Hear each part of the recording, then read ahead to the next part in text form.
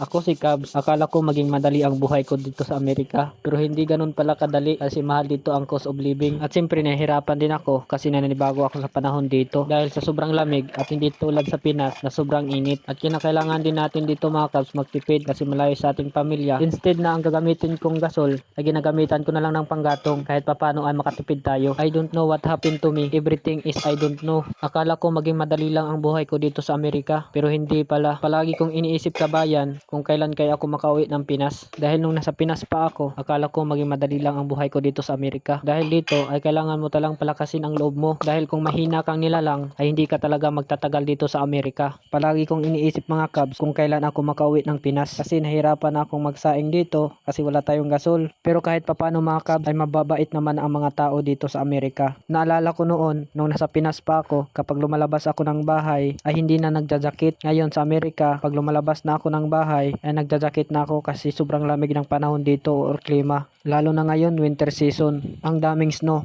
na makikita mo dito sa Amerika. Dito pala tayo nakatira sa Ulala, United States of America. Yung address natin, Region Kata-Kata. Dito sa Amerika mga kabayan, walang halos marites dito. Di tulad sa atin sa Pinas kabayan na maraming marites. Kaliwa kanan yung marites, kata-kata talaga. Basta napunta ako dito sa Amerika mga kabayan na ako lang mag-isa. Kaya ngayon iniisip ko kabayan kung kailan kaya ako makauwi ng Pinas. Pero iniisip ko talaga kabayan na sobrang hirap talaga naman ng buhay namin sa Pinas. Sayang naman yung pagpunta ko dito sa Amerika kung uuwi agad ako sa Pinas na wala pa akong naipong pera. Hanggang sa muli mga Cubs.